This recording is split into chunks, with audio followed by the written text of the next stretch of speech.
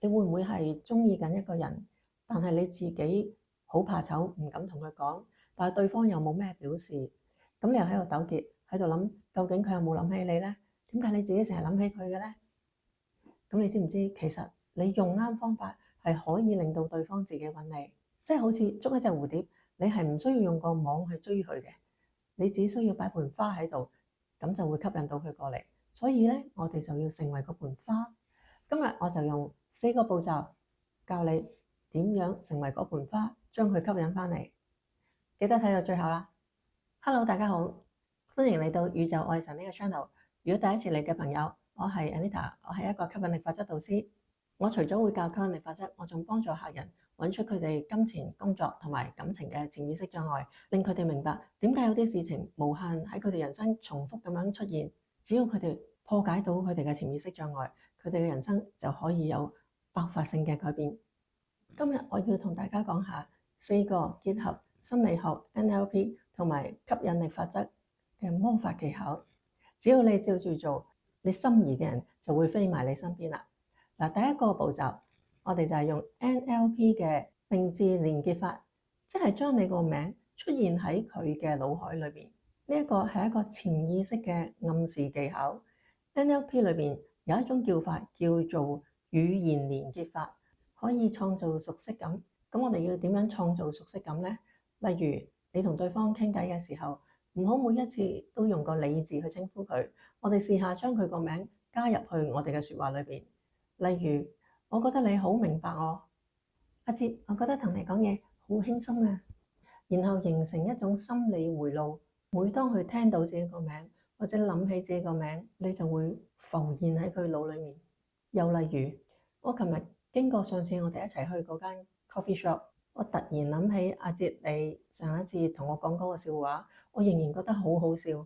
呢個情況咧就係當你講佢個名嘅時候，就係一種心理觸發器。只要你重複溫柔咁樣用呢一個方法，咁你就會喺佢心目中佔據咗一個安全同埋熟悉嘅位置。第二個步驟就係能量同頻法則，即係話令到你同佢都同步喺愛嘅頻率上面。因為根據吸引力法則，你可以吸引到啲乜嘢，係取決於你而家嘅能量同頻率係乜嘢。你要嘅唔係等佢嚟愛你，而係你要令你自己成為愛嘅源頭。咁我哋講下呢個步驟點樣做。首先你要揾一笪安靜嘅地方，然後你黑埋眼，你諗下，如果佢而家係好情深咁樣望住你，咁其實你會點呢？你會做啲咩呢？你諗唔諗到你自己嘅反應係點呢？然後你將呢個感覺放大、放大再放大，留耐啲喺呢個感覺裏面。最好將你個人沉醉喺呢個畫面。你當你自己演好呢一個新角色，呢個過程就叫做能量上嘅提前共振。你要先喺能量上邊同嗰個版本嘅佢產生連結，宇宙就會以最快嘅方式令你哋喺嗰個現實相遇。我記得我喺未去正式學吸引力法則之前，淨係睇下吸引力法則嘅書，我都曾經用過呢一個方法。我記得當時我係用咗4個月將呢個情況顯化出嚟，所以實測係有效嘅。你哋一定要試下啊！仲有，你可以加一啲重複嘅句子，例如話我值得被愛，佢已經慢慢行近我啦。記得你唔係去追住佢，而係你用頻率去吸引佢埋嚟你身邊。而家第3個步驟，心理學叫做空白效應，即係話你要製造一啲想念嘅空間俾佢。心理學有講，人類係對於一啲未完成嘅事物係會更加容易記得同埋特別掛住。咁我哋點樣做呢？就係我哋停止每一日都傳信息俾對方，偶然消失幾日，創造一個空白。又或者你同佢傾偈傾得最開心，佢好想繼續講落去嘅時候，你就停咗佢，然後話你有嘢做，你要走先，你唔傾住，亦都唔使同佢解釋清楚你將會去邊度或者見邊一個人，因為保持神秘感亦都係可以好有效咁樣令到對方成日會諗起你做咩啊？究竟發生咩事啊？呢個就係佢會自己掛念你，我哋唔使逼佢，佢都會咁樣做。又或者你同佢講嘢嘅時候，講到一半，跟住算啦，唔講。譬如我琴日發夢咧，我見到你，於是咧我今朝都係唔講啦。呢一種講到一半嘅策略，就會令對方有一個好奇同埋一個懸念，佢大腦會不停重播你嘅説話。呢個就係叫做心理種子植入。好啦，輪到第四個法則，呢個法則叫做情緒錨定法。呢個方法令你成為佢嘅情緒歸屬。當你令到對方喺你面前體驗到積極、正向、開心嘅情緒，佢嘅大腦會將呢一種感覺錨定喺你身上。呢個就係 NLP 嘅情緒錨定。實際上係點樣操作呢？